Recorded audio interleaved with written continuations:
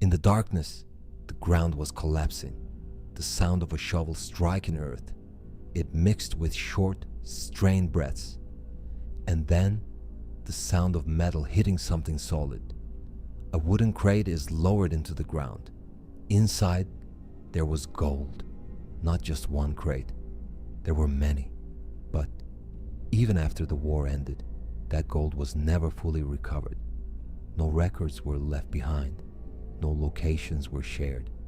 They buried everything so that no one could ever find it. After that day, the gold disappeared. And even now, someone is still searching for it.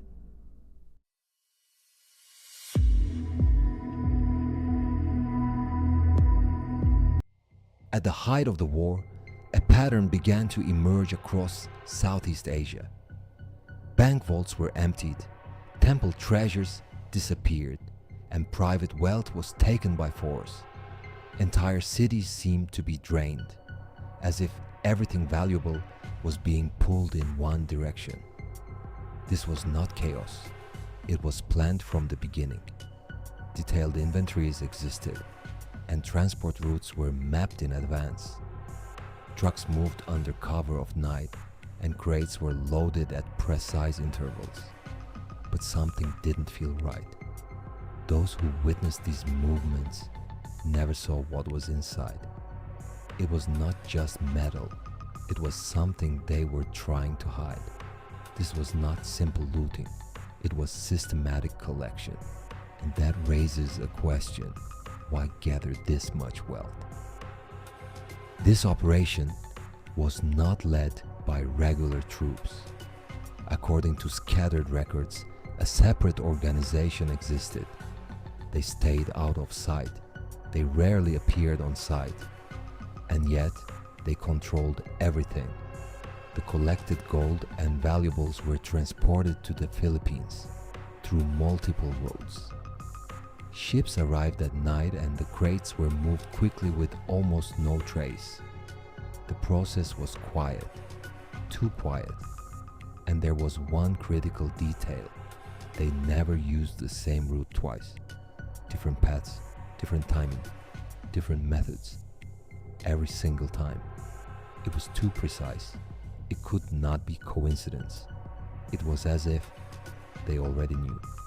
They would be tracked. This was not simple transport. It was preparation to make everything disappear. As the war began to turn, time started to run out. Allied forces were closing in. The pressure was building. A decision had to be made. Move everything or leave it behind. They chose a third option. They made their choice. They decided to hide it. Completely. Across the Philippines, concealment operations began. Mountains, caves, tunnels, even abandoned mines. Every possible space was used. Work continued through the night. The sound of earth piling up never stopped. Then something else happened. After the work was completed, many of those involved began to disappear. This was not just concealment. It was the removal of the evidence itself. After the war, very few who took part remained alive. Some died in battle, others simply vanished, but a few left behind fragments of their story. We knew the locations, but what mattered was what came next. We couldn't say anything. Why? Because after the work ended, people around them began to disappear. They didn't just vanish. They were made to disappear. And once you understood that, you understood your own fate. That fear lasted longer than the war itself. In the end, those who knew the locations were deliberately erased. When the war ended, Allied forces became aware of the hidden gold. Search teams were formed. Multiple locations were investigated. Maps and testimonies were collected. But there was a problem. None of the information aligned. Testimonies conflicted. Locations kept shifting. And yet, in some places, gold was actually found, that is when things became even more unusual. The amount discovered was far smaller than expected, nowhere near what had originally been taken. This was not a failed search.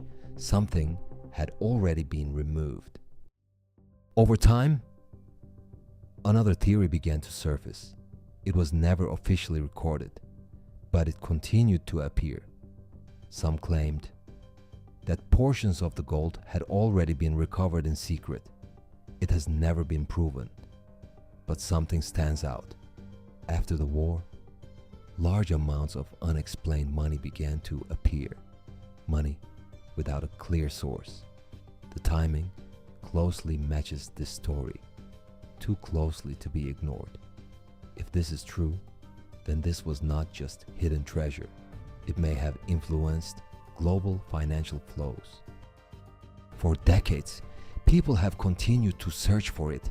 Explorers, investors, ordinary individuals, all drawn to the Philippines, into dense jungles, collapsed caves, abandoned tunnels. The search never stopped, but the results have been almost nothing. Occasionally, small fragments were found, broken crates or rusted metal. They were close, but never close enough. Still, people continued. The reason is simple. Some believe it is still there, and that belief never allowed them to stop. There is not just one reason. First, the locations. Maps exist, but they rarely match reality. Second, the environment. Jungles change rapidly, terrain shifts, caves collapse, entrances disappear without warning, and finally, intentional design. This was not simply buried. It was engineered to remain hidden. False entrances, complex tunnel systems, hidden structures, designed so no one could return. Someone made sure it would never be found. Even now, some clues remain. Repeated metal detections in specific regions, place names appearing again and again. Some teams claim they have identified deep underground structures, but officially, very little has been confirmed. There is one major problem. There is no definitive proof. Nothing that everyone agrees on. And so, the story always stops at the same point. Possibility. It never moves beyond that. The reason it was never found may not be technological. It may have been designed that way from the beginning. Those who knew were removed. Records were never kept. Over time, the clues faded, and what remains now are only fragments. The truth still exists, but the path to reach it is gone, and that is why Yamashita's gold remains missing to this day. Even now, someone is searching somewhere in the jungle, a place that has never been opened. Inside, there may still be traces of war and the wealth that disappeared with it. But one thing is certain, this is not just a legend, it was real, and the people who knew everything are gone. So the question remains, is the gold still out there? Or did someone already take it without the world ever knowing? This story ends here, but in the darkness, stories remain.